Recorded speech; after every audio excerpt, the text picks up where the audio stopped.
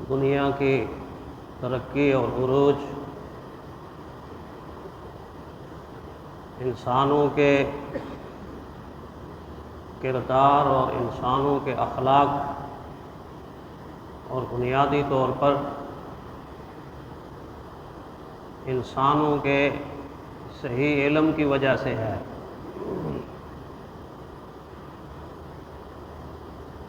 دنیا کے اعتبار سے بھی اگر کسی قوم نے ترقی کی ہے، اس کو عروج ملا ہے، بلندی ملی ہے دنیاوی اعتبار سے، اس کے پس پردہ اس کے پیچھے علم کی طاقت موجود ہوگی۔ دین اسلام کی خوبی یہ ہے کہ دین اسلام نے پہلا قدم ہی مومن کا ہو یا انسانیت کے اعتبار سے ہو، اس کی بہتری، بھلائی، خوبی اور عظمت اور بلندی کا پہلا قدم ہی علم سے شروع کیا۔ یہ وہ نعمت ہے جو اللہ تعالیٰ نے اپنے محبوب بندوں کو بطور انعام عطا فرمائی، بطور رحمت عطا فرمائی، اور پھر اللہ تعالیٰ کے انبیاء نے اس نعمت کو، اس خوبی کو، اس روشنی کو آنے والی نسل انسانی میں تقسیم کیا، برابر تقسیم کرتے رہے، اور تا قیامت علم کی وہ شمع جلی جو ابھی جل رہی ہے اور قیامت تک جلتی رہے گی۔ اس اعتبار سے ہر مومن کو، ایمان والے کو اس بات پر توجہ رکھنی چاہیے کہ کہیں دانستہ یا نادانستہ، جانتے بوجھتے یا بے پرواہی کے عالم میں علم اور اہل علم کی طرف سے روگردانی نہ کرے، اعراض نہ کرے، منہ نہ موڑے، توہین نہ کرے، تضحین نہ کرے، تضحیک نہ کرے، مذاق نہ کرے، کوئی ایسا عمل نہ کرے کہ جس عمل کی بنیاد پر اس کو معلوم ہی نہ ہو کہ اس کا ہر عمل اللہ کے ہاں ضائع ہو جائے، ہر عمل اللہ کے ہاں رد ہو جائے۔ شان علم پر سب سے پہلا حملہ جو اس کائنات میں ہوا وہ شیطان نے کیا۔ حضرت آدم علیہ السلام کی بہت ساری شانیں تھیں، بہت ساری عظمتیں تھیں، لیکن جس شان کا انکار شیطان نے کیا اس کو قرآن حکیم نے بیان فرمایا وَعَلَّمَ آدَمَ الْأَسْمَاءَ وَعَلَّمَ آدَمَ الْأَسْمَاءَ۔ اللہ تعالیٰ نے جب یہ شان عطا فرمائی آدم علیہ السلام کو، علم کی شان، چیزوں کے ناموں کا ان کو علم عطا کر دیا، اور یہ علم فرشتوں کے پاس بھی نہیں۔ شیطان جو اس وقت ابھی تک شیطان مشہور نہیں ہوا تھا، ابلیس مشہور نہیں ہوا تھا، ابھی لعین نہیں ہوا تھا، اس وقت اس کے پاس بہت بڑا علم تھا، لیکن یہ علم اس کے پاس بھی نہیں تھا، یہ علم اس کے پاس بھی نہیں تھا۔ ٹھیک ہے، اس کے پاس ہوتا تو کوئی جواب دیتا، کسی نے جواب نہیں دیا۔ فرشتے چونکہ معصوم تھے تو جواب نہ دینے پر معذرت اختیار کر لی، سبحانک لا علم لنا، سبحانک لا علم لنا الا ما علمتنا انک انت العلیم الحکیم۔ اللہ آپ کی ذات پاک ہے، ہمارے پاس تو یہ علم نہیں ہے، اتنا ہی علم ہے جتنا تو نے عطا کیا۔ معذرت کر لی۔ اور دوسری طرف شیطان نے معذرت نہیں کی بلکہ اپنی جہالت پر ڈٹ گیا، اور آدم علیہ السلام کی اس علمی شان کا انکار کر رہا ہے۔ اچھا، اس کو یہ دے کر، مٹی سے بنا کر، علم کا نور دے کر، مجھ سے بھی بڑا، فرشتوں سے بھی بڑا، ساری کی ساری اس اللہ کی مخلوق سے بہت بڑا منصب اور مرتبہ آگے چلا گیا، فرمایا یہ میں تسلیم نہیں کرتا، میں یہ تسلیم نہیں کرتا۔ علمی شان کو تسلیم نہ کرنے کا نقصان کیا ہوا، اللہ کی اس نافرمانی کا نقصان کیا ہوا کہ علم بھی رخصت ہو گیا، عبادت بھی رخصت ہو گئی، ریاضت بھی رخصت ہو گئی، زہد بھی رخصت ہو گیا، تقویٰ بھی رخصت ہو گیا، معرفت بھی رخصت ہو گئی، ساری کی ساری کمائی جتنی بھی تھی کیے کرائے پہ پانی پھر گیا۔ علم پر جو حملہ کیا، علمی شان پر حملہ کیا، اللہ کی نافرمانی کی۔ اسی لیے علماء اہل حق قدم قدم پر امت کو چوکنا کرتے ہیں بے خبری کے عالم میں، کہیں ایسا نہ کر دینا کہ جیسا اس نے کیا اور نقصان اٹھایا۔ اس امت میں جو علمی بنیاد پر سب سے پہلا حملہ ہوا وہ کس نے کیا؟ جب پیارے پیغمبر صلی اللہ علیہ وسلم کی ذات اقدس پر وحی کی بارش ہونے لگی، رحمت کی کرنیں اترنے لگیں، نور کی شعائیں آنے لگیں، اور رسول اللہ صلی اللہ علیہ وسلم نے وہ شعائیں منتقل کی اپنے شاگردوں کے دلوں میں، صحابہ کے دلوں میں۔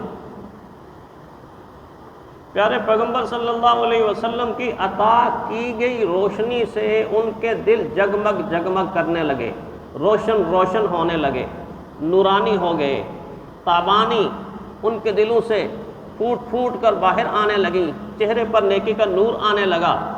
جب علمی آفتاب بن گئے، علمی ماہتاب بن گئے، تو باقی لوگوں کو حکم ہوا آمنو کما آمن الناس، اب اس کے بعد میں آنے والے لوگوں تم ایسا ایسا ایمان لاؤ کہ جیسا یہ لوگ ایمان لائے۔ علم حاصل کیا، معرفت حاصل کی، نور حاصل کیا، وہی کی برکات سے مالا مال ہو گئے، تو اللہ نے کہا میں ان کو معیار حق بناتا ہوں، حق کی کسوٹی بناتا ہوں۔ حق پر باطل کے درمیان جب فرق محسوس کرے گا انسان تو یہ سوچے گا یہ لوگ حق پر ہیں، ہم ان کی اتباع کریں۔ اور قرآن حکیم نے بہت ساری آیات میں اتباع کا حکم فرمایا، آمنوا کما آمن الناس، پھر فرمایا فَإِنْ آمَنُوا بِمِثْلِ مَا آمَنْتُمْ بِهِ، اگر تم ان کی طرح کا ایمان لاؤ گے نا فَقَدِ اهْتَدَوْا بِهِ، اللہ کہتے ہیں پھر میں مان لوں گا کہ تم ہدایت یافتہ ہو، پھر میں مان لوں گا کہ تم ہدایت یافتہ ہو۔ اب علم کی دولت عطا ہوئی تو سب سے پہلا علم پر حملہ کس نے کیا؟ منافقین نے کیا۔ منافقین نے یہ جملہ بولا، اچھا اچھا اچھا، جس طرح شیطان نے اس وقت بولا تھا، اچھا اچھا مجھے حکم ہوا ہے کہ آدم کو سجدہ کروں، اس کی عظمت کو تسلیم کروں۔ منافقین نے کہا اچھا ہمیں حکم ہوا ہے کہ ان کی طرح ایمان لائیں اور ان کی طرح ہم اسلام لائیں اور ان کی طرح ہم شریعت کو مانیں۔ فرمایا آمنوا کما آمن السفہاء، آپ اندازہ کریں مماثلت کتنی ہے۔ شیطان نے توہین کی تذہین کی، مٹی سے بنے ہوئے ایک بت کے سامنے مجھے جھکانا چاہتے ہیں۔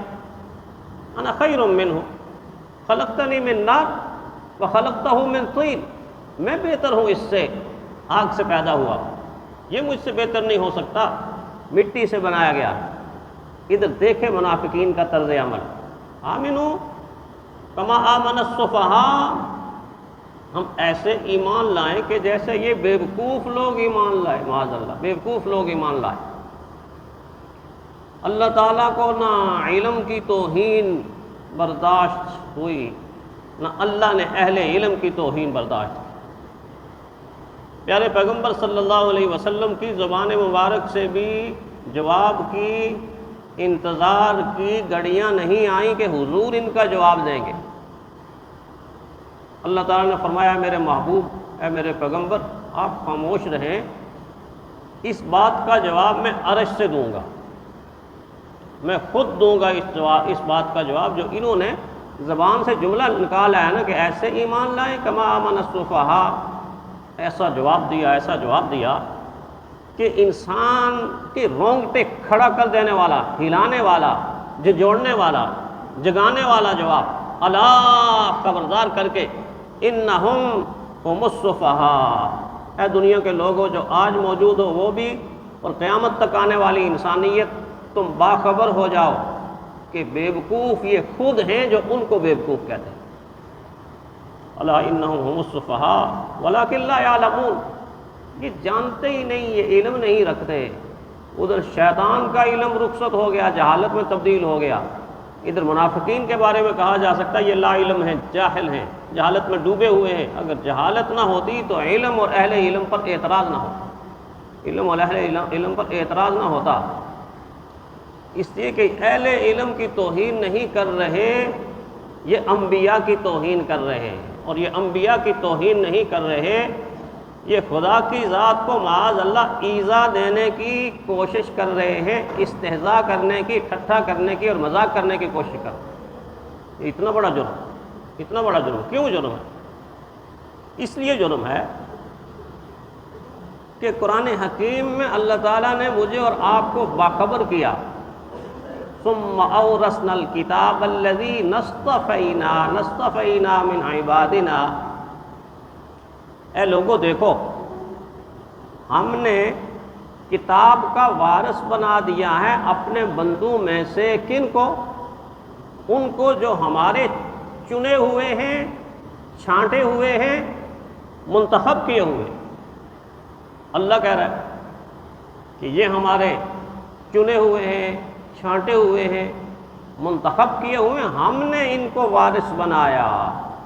جب اللہ نے ان کو وارث بنایا اور وہ اللہ کی وراثت کا حق بھی ادا کر رہے ہیں، اگر اس کے باوجود کوئی انسان ان کی توہین کرے گا، تضحیق کرے گا، ٹھٹھا کرے گا، مذاق کرے گا، تو پھر اللہ تعالیٰ کی مغفرت سے محروم ہو جائے گا۔ دوسری طرف اللہ کے محبوب کی زبان سے کہلوایا بھی کہ میرے محبوب آپ بھی کہہ دیجئے نا ذرا، میں نے تو کہہ دیا، ایک جگہ نہیں کہا، متعدد جگہ اللہ تعالیٰ نے کہا۔ پیارے پیغمبر صلی اللہ علیہ وسلم کی زبان مبارک سے کہلوایا تاکہ لوگوں کو پتہ چلے کہ یہ بات قدرت کی زبان سے بھی نکلی ہے اور اللہ کے محبوب کی زبان سے بھی کہلوائی گئی۔ کل میرے محبوب فرما دیجیے، آپ کہہ دیجیے، هل يستوي الذين يعلمون والذين لا يعلمون، سوالیہ انداز، کیا جاننے والے اور نہ جاننے والے برابر ہو سکتے ہیں؟ کیسے برابر ہو سکتے ہیں؟ وما يستوي الأعمى والبصير، اندھا اور دیکھنے والا برابر نہیں ہو سکتا، اندھا اور دیکھنے والا برابر نہیں ہو سکتا۔ عام امت کا آدمی اپنی آنکھوں سے دیکھتا ہے، اہل دل اور اہل علم دل کے اندر نور کی روشنی سے آنکھوں کے ذریعے دیکھتے ہیں۔ دنیا میں اس کی مثال کیا ہے؟ ایک عام آدمی کھڑا ہے، پہاڑ کے اوپر کھڑا ہے، اس کو بہت ساری چیزیں نظر آ رہی ہیں، دیکھو جی وہ پہاڑ ہے، وہ پہاڑ ہے، وہ درخت ہیں، وہ گاؤں ہیں، اور کرتے کرتے کہے گا اس کے آگے پوچھے، اس کے آگے پوچھے، اندھیرا ہی اندھیرا نظر آ رہا ہے، اس کے آگے کچھ نہیں نظر آ رہا، اندھیرا ہی اندھیرا نظر آ رہا ہے۔ لیکن ایک دوسرا انسان اس کے ساتھ کھڑا ہے، اس نے اپنی آنکھوں کے اوپر دوربین کو فٹ کیا، دوربین لگائی، تو وہ اس سے کہے گا ہاں یہ جو تو نے بتایا، پہاڑ نظر آ رہے ہیں، مکان نظر آ رہے ہیں، دکانیں نظر آ رہی ہیں، فلاں بازار نظر آ رہا ہے، دیواریں نظر آ رہی ہیں، اور تو کہتا ہے اس سے آگے اندھیرا ہی اندھیرا نظر آ رہا ہے، میں دیکھ رہا ہوں کہ اس سے آگے بھی یہ چیزیں مجھے نظر آ رہی ہیں، یہ چیزیں مجھے نظر آ رہی ہیں۔ ایک سٹیپ آگے چلا گیا۔ کیوں آگے چلا گیا؟ کہ اس کی آنکھوں کی بینائی کو سپورٹ حاصل ہو گئی، مدد حاصل ہو گئی، دوربین کی مدد حاصل ہو گئی۔